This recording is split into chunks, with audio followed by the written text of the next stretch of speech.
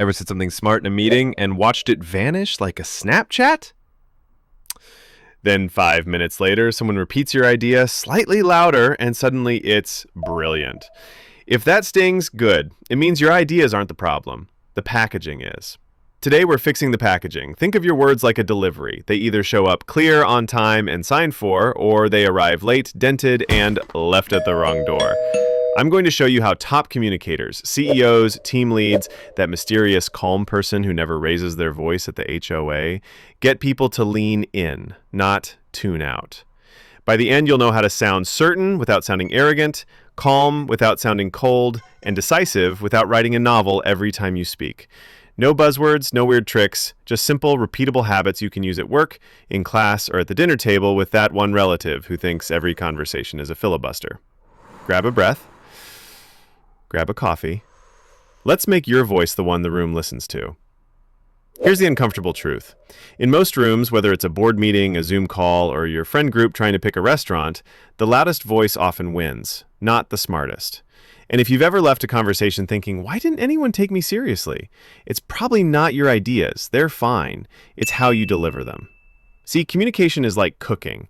You could have the freshest ingredients, facts, insights, genius-level ideas, but if you serve them on a cracked plate with no seasoning, no one's coming back for seconds. Meanwhile, the person with reheated leftovers and a sprinkle of confidence gets all the praise. That's the gap we're closing today. We're talking about how to project confidence, clarity, and authority without turning into the human version of an all-caps email. Why does this matter? Because whether you're negotiating a raise, pitching a project, or convincing your friend to watch the good show you recommended instead of yet another reality dating series, your delivery decides your impact. And here's the best part. You don't have to fake it. You don't have to become a different person suddenly talking like a TED Talk robot. You just need a few easy-to-practice habits that make people trust you, remember you, and maybe even quote you. So buckle up, because in the next few minutes we're about to turn "I hope they hear me" into "they can't stop listening." Here's the plot twist. Most people miss. The moment you start talking is not when people decide if they'll listen to you. That decision happens before you even say a word. Think about it. Ever seen someone walk into a room and you can feel they're in charge even if they haven't spoken yet?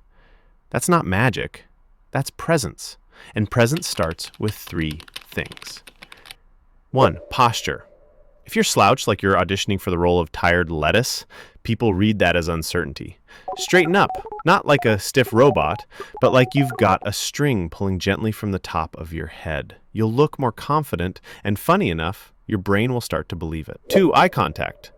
No, you don't need to laser beam your stare into people's souls, but do look at someone when you talk, ideally more than one person if you're in a group. If your eyes are darting around like you're being chased by a swarm of bees, people won't buy into what you're saying.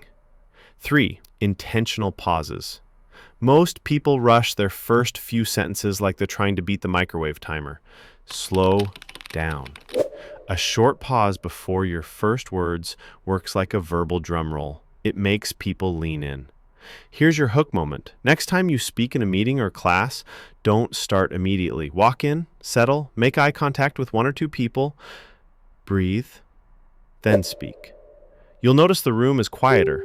People are actually looking at you and your words land heavier.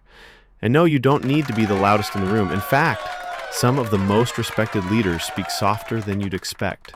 But because they carry themselves like they expect to be heard, people do exactly that. Here's where a lot of people trip up. They finally muster the courage to speak and then immediately deflate their own authority with words like "I think," "I feel," "maybe," or "I could be wrong, but..." That's basically telling the audience, "Hi, I'm here to give you a suggestion that even I don't trust." It's like serving someone a cake while saying, "I'm not sure if it's edible. Good luck." If you want to sound certain without drifting into arrogant territory, here's the cheat code. Number 1, kill the fluff words. Cut the maybes, probablys, and kindas. They're verbal bubble wrap.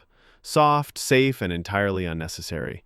Instead of "I think this might work," go with "this will work because," then back it up with a reason.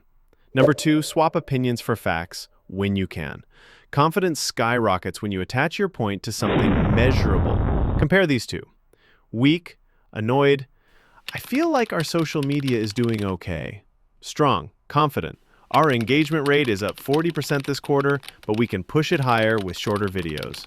One sounds like a guess, the other sounds like you have a folder of evidence in your bag. Number 3, own your pace. Rushing through your point signals that even you want to get it over with. Instead, give each sentence room to breathe. That pause, that's the confidence tax. Pay it. Number 4, be ready for pushback. Here's the hook for this section. Confident people don't crumble when challenged. If someone says, "I disagree," you don't panic and start apologizing like you just spilled soup on them. You calmly ask, thoughtful, "What makes you say that?" It shows you're not threatened, you're curious, and curiosity reads as strength. Remember, certainty isn't about knowing everything. It's about showing that you believe in what you do know and that you're not afraid of what you don't. Here's the twist. Most people think influence means convincing someone in the moment. Wrong. Real influence is when your words stick in someone's head hours or even days after you've said them. Think about the last time a line from a movie, a random quote, or even a song lyric kept replaying in your brain. That's what we're aiming for.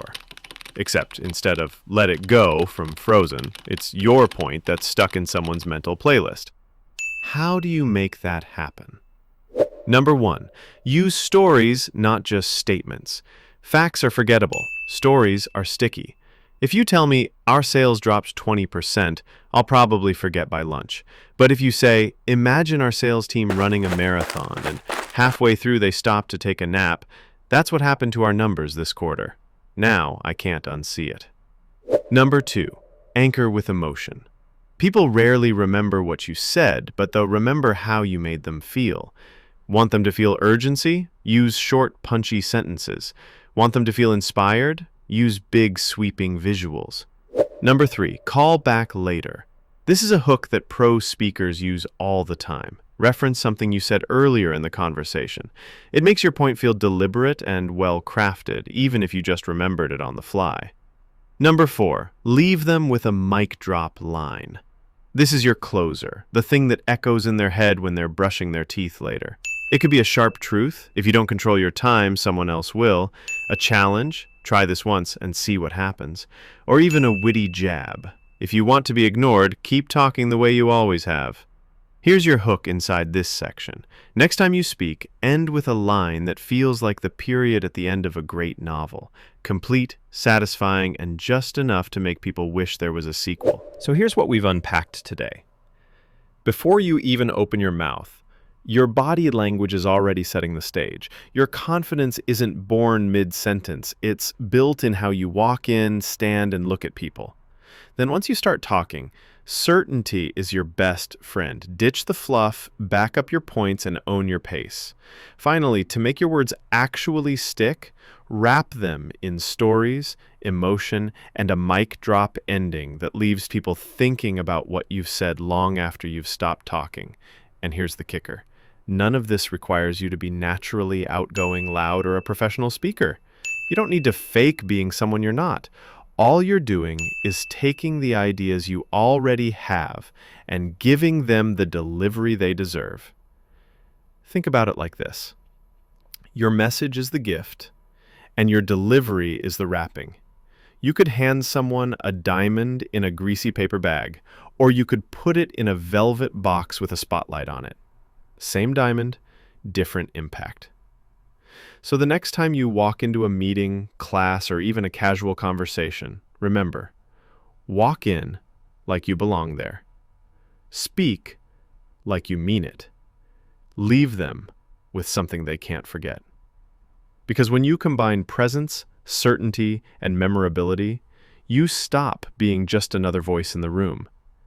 You become the voice people listen to. Now here's your challenge. Try one of these tips in your very next conversation. See how differently people respond. And when it works, because it will, come back and tell me about it. All right, your move.